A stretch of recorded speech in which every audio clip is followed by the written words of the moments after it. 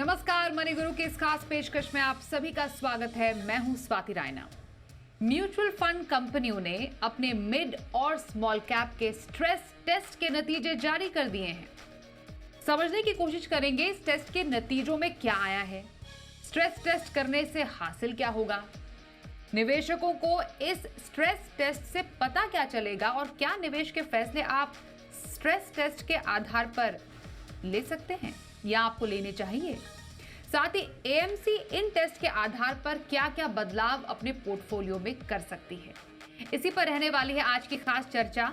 हमारे साथ आज के एक्सपर्ट शामिल हो चुके हैं शो में, उनका परिचय करा देते हैं। हमारे साथ है Pankaj Mathpal, MD Optima Money. Pankaj ji का बहुत स्वागत करते हैं मनी गुरु के आज के इस खास कार्यक्रम में। और जरा समझने की कोशिश करेंगे स्ट्रेस टेस्ट कौन रहा बेस्ट, इस पर चर्चा करेंगे क्योंकि अलग अलग एएमसीज ने अपने नतीजे जारी कर दिए हैं और हम इससे क्या कुछ लेकर जाने वाले हैं। अब मैं पंकज जी सबसे पहले आपसे जानना चाहती हूँ, म्यूचुअल फंड का स्ट्रेस टेस्ट काफ़ी सुर्खियों में रहा और आखिरकार वो पल आ ही गया जब इसके नतीजे सबके सामने आ गए हैं। मतलब म्यूचुअल फंड जो कंपनीज हैं, जो एएमसीज हैं, उन्होंने अपने अपने मिड कैप और स्मॉल कैप के जो स्ट्रेस टेस्ट के नतीजे हैं वो पेश कर दिए हैं। पहले ज़रा सभी दर्शकों को बताइए, ये स्ट्रेस टेस्ट जिसकी इतनी ज़्यादा चर्चा हो रही है उसमें क्या निकल कर आया है, म्यूचुअल फंड कंपनियों ने जो ये नतीजे पेश किए हैं उसमें है क्या? स्वाति नमस्कार। सबसे पहले बात करते हैं स्ट्रेस टेस्ट है क्या बेसिकली, क्योंकि नई चीज है। बहुत सारे इन्वेस्टर्स जब इन्वेस्ट करते हैं म्यूचुअल फंड्स में तो वो परफॉर्मेंस देखते हैं और परफॉर्मेंस के लिए सिर्फ रिटर्न देखे जाते हैं कि किस स्कीम ने पास्ट में कैसा रिटर्न दिया है। लेकिन जब परफॉर्मेंस की बात होती है तो रिटर्न ही नहीं बल्कि रिस्क भी देखना इंपॉर्टेंट है। तो रिस्क को मेजर करने के कई तरीके हैं और उसमें से एक दो तरीका ये भी है कि आपका जो इन्वेस्टमेंट है आप तो कर रहे हैं म्यूचुअल फंड स्कीम में और वो स्कीम में आपको पता है कि इक्विटी फंड है। तो अगर आप रिडीम करना चाहते हैं तो T+2 यानी कि जिस दिन आप ट्रांजेक्शन करते हैं, आप रिडेम्पशन रिक्वेस्ट सबमिट करते हैं, उसके 2 दिन के बाद आपके अकाउंट में पैसा आना चाहिए। लेकिन अब ये है कि क्या म्यूचुअल फंड सच में आपको 2 दिन में पैसा दे पाएगी? यानी कि यदि ऐसी कोई स्थिति आ जाए कि बहुत ज्यादा रिडेम्पशन आ जाए, बहुत सारे लोग अचानक उस स्कीम में से पैसे निकालना शुरू कर दें, तो बेशक फंड हाउस को अपने स्कीम के अंडरलाइन पोर्टफोलियो में जो स्टॉक्स है उन्हें बेचना होगा। अब वो जो बेचना होगा वो कितनी जल्दी बिक पाएंगे, क्योंकि यदि बहुत ज्यादा रिडेम्पशन आएगा तो जो स्टॉक्स हैं पोर्टफोलियो में उन्हें बेचने में कुछ समय तो लगेगा ना। तो समय कितना लगेगा, ये बेसिकली है आपका स्ट्रेस टेस्ट। अब यहाँ पर कहीं कहीं आप देख रहे होंगे कि 2 दिन का समय लगेगा पोर्टफोलियो को 50% लिक्विडेट करने में, कहीं पे देखेंगे कि यहाँ पर 60 डेज लग जाएंगे। तो इसका मतलब यह है कि यदि ऐसी स्थिति कभी आती है कि स्कीम का जो पूरा पोर्टफोलियो से खाली करने की जरूरत पड़ जाए तो ऐसे में कितने दिन लगेंगे, ये है बेसिकली स्ट्रेस टेस्ट। और जो आपने कहा कि क्या इस आधार पर डिसीजन लेना चाहिए, ये क्राइटेरिया हो सकता है लेकिन ऐसा नहीं कि यही एक क्राइटेरिया है। इंपॉर्टेंट होती है बहुत सी बातें किसी भी स्कीम में जानने के लिए कि किस आधार पर स्कीम सेलेक्ट करनी चाहिए। उस पर हम जरूर आगे आगे आप राइट, जब आगे बात को आगे बढ़ाएंगे तो मैं भी उसके उत्तर आपको दूंगा। बिल्कुल। हमारे साथ क्षितिज महाजन भी शो में शामिल हो चुके हैं, सीईओ कंप्लीट सर्कल वेल्थ। क्षितिज, जिस म्यूचुअल फंड के स्ट्रेस टेस्ट की बात हो रही है वो उसकी जो नतीजे हैं वो एएमसीज ने अपने वेबसाइट पर डाल दिए हैं और ये सार्वजनिक हैं। कोई भी इन डेटा को देख देख सकता है, देखकर समझ सकता है कि उनका जो फंड है या जिस एएमसी का फंड उन्होंने ले रखा है मिड कैप और स्मॉल कैप का, उसकी लिक्विडिटी कितनी अच्छी है।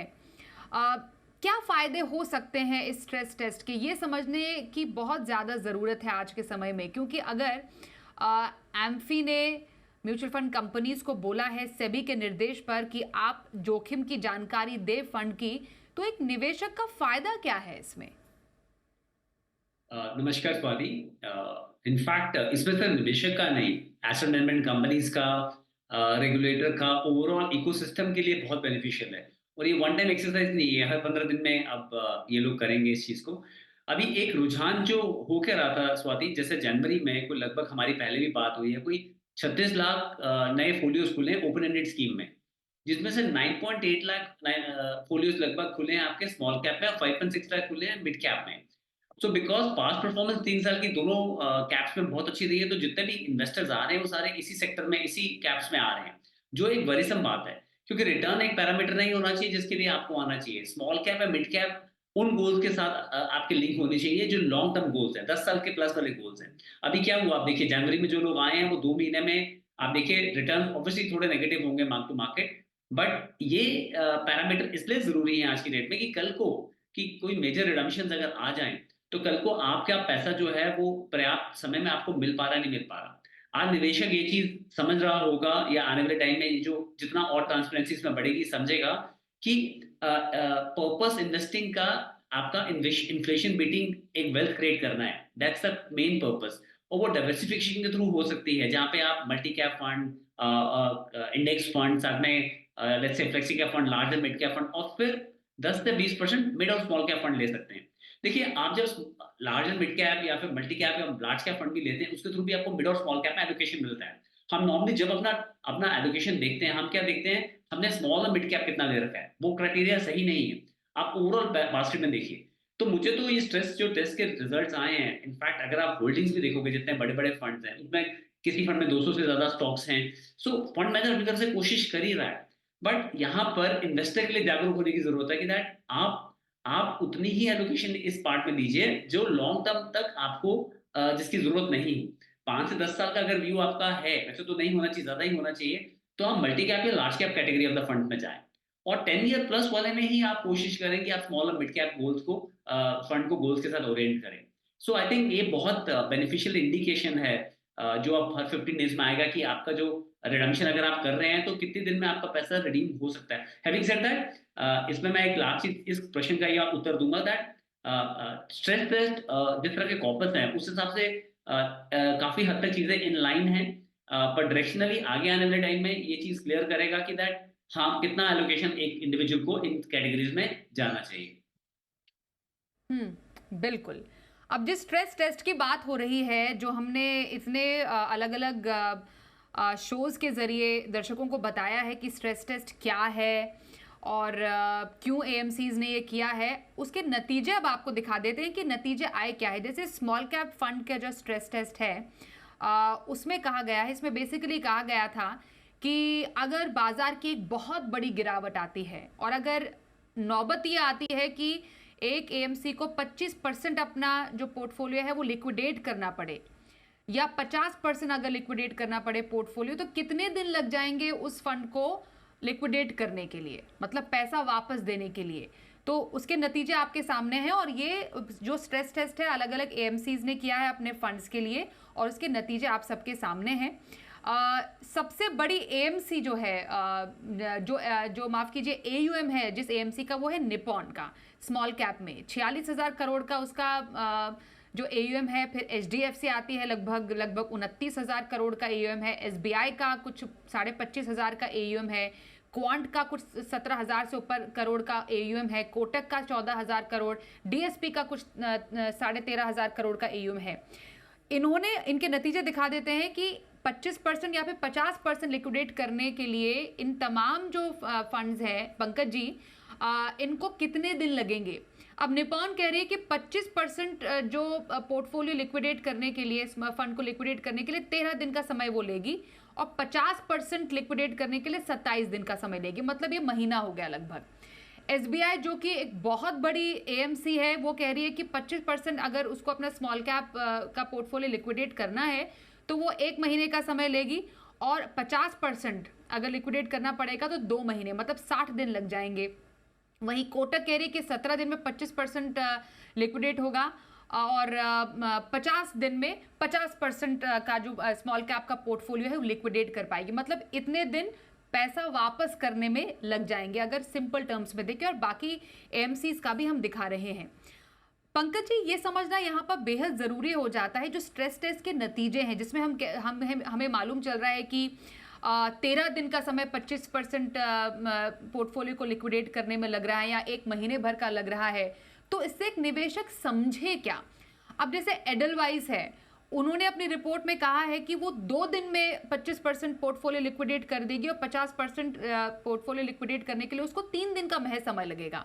मतलब एक एएमसी 13 दिन में दे रही है पैसे वापस, एक एएमसी 2 दिन में दे रही है।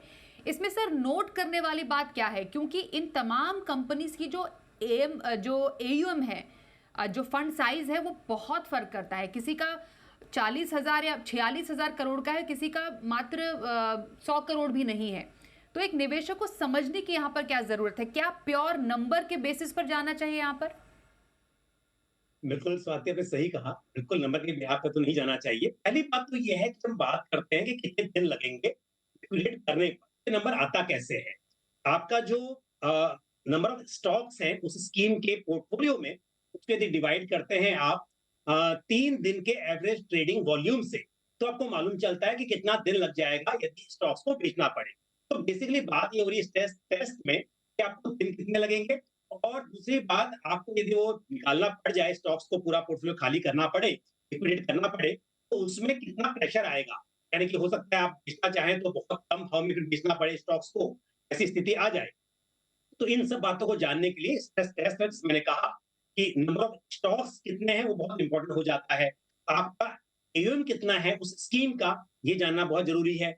यदि एयूएम, जैसे निपॉन इंडिया की बात करें, Nippon India small cap fund, जहाँ 46,000 करोड़ का एयूएम है, 200 से ज्यादा स्टॉक्स है पोर्टफोलियो में, उसे कंपेयर करें ऐसे फंड से जिसका असेट अंडर मैनेजमेंट जो है, एयूएम जो है, वो मान लीजिए 100 करोड़ का है, तो बेशक यहाँ पर समय कम और ज्यादा तो आपको दिखाई देगा। तो सिर्फ ये बात नहीं होनी चाहिए। पहली बात तो यह है, निवेशकों को किसी भी वक्त पर अपने पोर्टफोलियो में डाइवर्सिफिकेशन मेंटेन करना चाहिए। तो ऐसा नहीं है कि स्मॉल कैप, मिड कैप में यदि अच्छी रैली हुई, रिटर्न अच्छे आए, तो आपने बहुत ज्यादा वहां पर एलोकेट कर दिया, ज्यादा इन्वेस्टमेंट वहीं पर कर रहे हैं। तो किसी भी वक्त पर आपको बराबर से एलोकेशन पर ध्यान देना चाहिए। दूसरी बात यह है कि सिर्फ इस बात को देखकर कि एक स्कीम उसका रिटर्न बहुत खराब है, और आप देख रहे हैं कि वहां पर जो अ, आपका स्ट्रेस टेस्ट के आधार पर हमने देखा कि 25% या 50% लिक्विडेट करने के लिए आपको दिन कम लग रहे हैं, पर फायदा क्या हुआ? यदि स्कीम परफॉर्म नहीं कर पा रही है, रिटर्न नहीं है, तो फिर नंबर ऑफ डेज कम होने से कोई फायदा नहीं होगा। तो इंपॉर्टेंट ये है कि आप निवेश उतना करें जिसे आप लॉन्ग टर्म के लिए होल्ड कर सकते हो, फिर आपको चिंता करने की जरूरत नहीं है। तो आपको इस बात पर ध्यान देना, ठीक है, हम बहुत सारी चीजें देखते हैं, हम जब भी रिटर्न्स और रिस्क की बात करते हैं तो बहुत सारे पैरामीटर्स होते हैं, Treynor ratio, tension ratio, Sharpe ratio, हम सभी कुछ देखते हैं। वहां पर ये भी देखना जरूरी है कि पोर्टफोलियो की लिक्विडिटी कैसी हो सकती है। लेकिन इंपॉर्टेंट ये है कि स्मॉल कैप, मिड कैप में निवेश कर रहे हैं तो आपका इन्वेस्टमेंट होराइजन वो बहुत लंबा होना चाहिए। वैसे तो हम इक्विटी में हमेशा कहते हैं कि 5 इयर्स का तो आपको कम से कम इन्वेस्टमेंट होराइजन होना ही चाहिए। स्मॉल कैप की बात करें तो आप 10 साल या उससे अधिक समय के लिए निवेश कर रहे हो, तभी आप निवेश करें। तब आपको इतनी चिंता करने की जरूरत नहीं है कि यदि यहाँ पर इस बिल्कुल, तरह की प्रॉब्लम एब्सोल्युटली। आएगी तो मैं प्रॉफिट बिल्कुल मिल सही पाएगा। बोला आपने कि लंबी अवधि के लिए आप निवेश जारी रखेंगे तो इस तरीके की परेशानी आपको आनी ही नहीं चाहिए। लेकिन क्षितिज, ये समझना ज़रूरी है, यहाँ पर एक बात पर बहुत ज़्यादा गौर करने वाली बात है कि अगर नौबत आ जाती है, अगर एएमसी के पास या तमाम एएमसी के पास इतनी ऐसी कोई स्थिति आ जाती है, ऐसा कोई सिचुएशन बन जाता है कि 25% या 50% तक पोर्टफोलियो को लिक्विडेट करना पड़े, कब ऐसा हुआ होगा पिछली बार? आप प्लीज दर्शकों को बताएं कि ऐसी कभी नौबत आई हो जब इतना ज्यादा लिक्विडेट करना पड़ा हो किसी एएमसी को, और कितनी पॉसिबिलिटी है इसकी? क्योंकि ये एक डिस्क्लोजर है, ये एक टेस्ट, जिसको कहते हैं ना, टेस्ट तरीका होता है समझने का सिचुएशन को। तो क्या वाकई कुछ अलर्ट रहने की बात है या घबराने की बात है निवेशकों को? कितनी इसकी पॉसिबिलिटी हो सकती है, ये दर्शकों को बताइए आसान भाषा में। स्वाति, सबसे पहले तो जब ग्लोबल फाइनेंशियल क्राइसिस हुए थे 2008 में, तब कुछ स्कीम्स थी, जीएम की स्कीम्स थी, जहाँ पे लिक्विडिटी का क्रंच आया था। अब इतना समझिए दैट 20% तक अगर आपका पोर्टफोलियो थोड़े कम लिक्विड स्टॉक्स में है, मान लीजिए इलिक्विड स्टॉक्स में है, तो वो सबसे लास्ट में आप बेचते हैं। पर जब भारी सेलिंग आ जाती है, तब उस समय आपको रिडम्पशन ऑनर करनी पड़ती है। पहले आपको ध्यान हो तो T+3 में रिडम्पशन होता था इक्विटी म्यूचुअल फंड का, कि 3 दिन तक आप लिक्विडेट कर सकते हैं। वो टाइम इसलिए दिया दिया जाता था क्योंकि नॉर्मली इक्विटी में तो आपका पैसा T+2 में आ जाता था, पर T+3 इसलिए रखा हुआ था कि कहीं थोड़ा टाइम लगा कुछ सेल करने का, तो आप स्टैगर वे में सेल कर दें। बट ऐसा सिचुएशन आया है और भी कुछ फंड्स में हुआ है ग्लोबल फाइनेंशियल क्राइसिस के दौरान। बट यहाँ पर देखिए 2 तरह के हमारे पास क्लाइंट्स हैं जो इस समय इन्वेस्ट करके बैठे हुए हैं।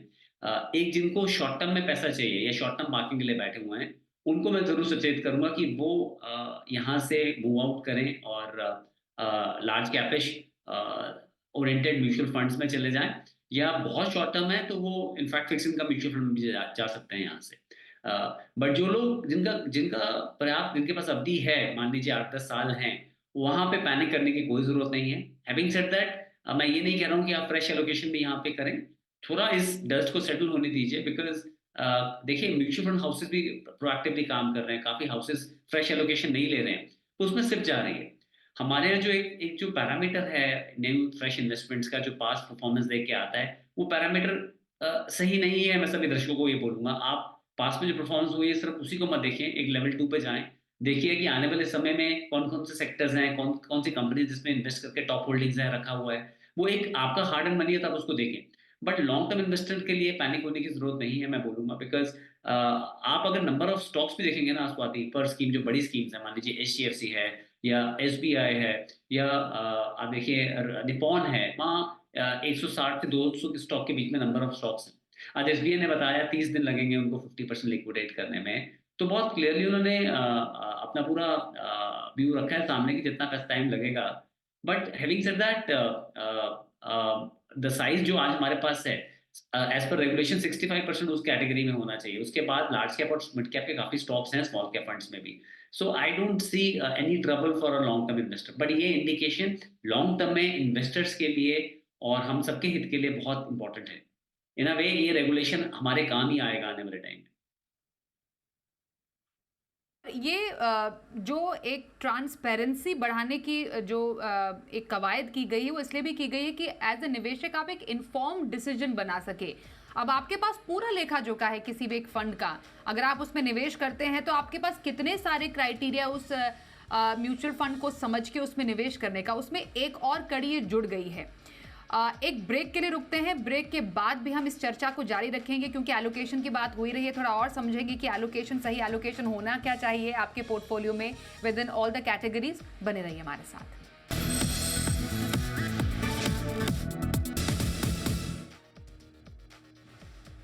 म्यूचुअल फंड के स्ट्रेस टेस्ट से आपका क्या फायदा है, इस पर चल रही है खास चर्चा। पंकज मटवाल, क्षितिज महाजन हमारे साथ है। Pankaj ji, mutual fund portfolio से जुड़ा हुआ एक तरीके का stress test I am sure AMCs पहले से ही करती आ रही होंगी। इसको डिस्क्लोज अब किया गया है तमाम निवेशकों के सामने। तो अब क्या बदला है? एएमसीज अपने लेवल पर इस टेस्ट के आधार पर और क्या बदलाव कर सकती हैं या करेंगी, क्योंकि हर 15 दिन में उनको ये स्ट्रेस टेस्ट की रिपोर्ट अब आगे भी देती रहनी पड़ेगी। बिल्कुल सही कहा आपने। जैसे पोर्टफोलियो डिस्क्लोज करना होता है, जब पहले इसके लिए ऐसा अगर रूल नहीं होगा तो उनकी मर्जी थी कि कब डिस्क्लोज करें, पर जब समय हो गया कि हर महीने करना है तो फैक्ट शीट में आपको देना है कि आपने क्या बदलाव किए हैं पोर्टफोलियो में। इसी तरह से अब यह है कि 15 डेज में आपको बताना होगा कि लिक्विडिटी कैसी है, तो इसके लिए नियम तय हो गया है। लेकिन अ, बहुत कुछ नहीं बदला है। सीधी सी बात कहूंगा कि पहले भी यदि ऐसी स्थिति आती, उस स्थिति में जरूर था कि जैसे अभी क्षितिज ने भी कहा कि 2008 में जब फाइनेंशियल क्राइसिस हुए, उस वक्त पर कुछ चुनिंदा स्कीम थी जहां पर जो पोर्टफोलियो थे वो इलिक्विड थे और वहां पर दिक्कत आई थी। तो ऐसा पहले भी हो सकता था, लेकिन अभी की बात कहूं तो समय बदल गया है।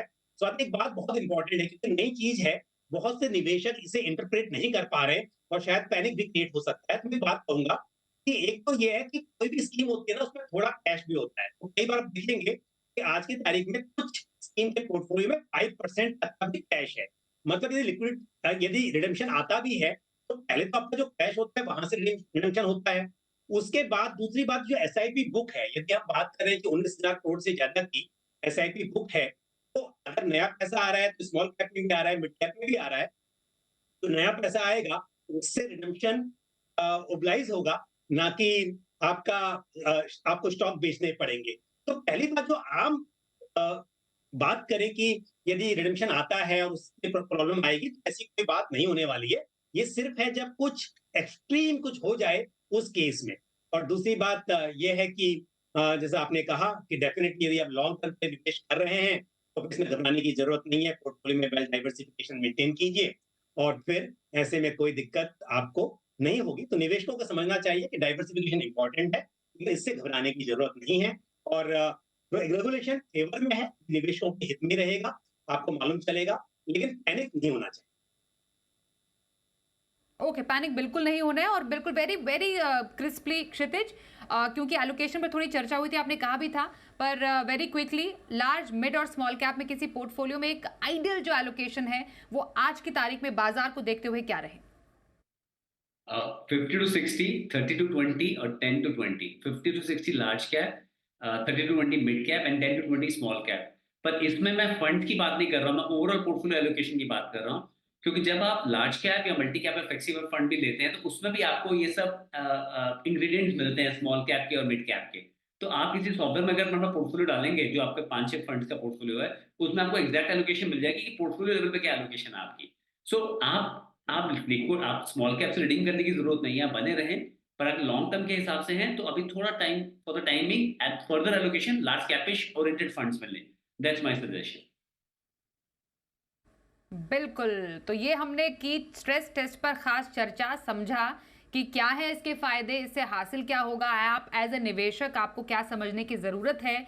कोई भी आपके मन में और सवाल है आप ज़रूर हमसे पूछिए, हमारे जो एक्सपर्ट्स हैं आपके सवालों के जवाब देंगे। पर 100 बात की एक बात यही है, आपके पोर्टफोलियो में अगर आपने एक गोल ओरिएंटेड एक अपना प्लान बनाया है और होराइजन सेट किया है और ज़्यादा आप देखा देखी में भेड़ चाल में अगर आप निवेश नहीं करते हैं तो आपको परेशान डरने की कोई ज़रूरत नहीं, बस विजिलेंट रहिए, जागरूक निवेशक रहिए। धन्यवाद पंकज जी और क्षितिज हमारे साथ आज की इस चर्चा में शामिल होने के लिए। मनी गुरु में बस इतना ही, देखते रहिए जी बिजनेस।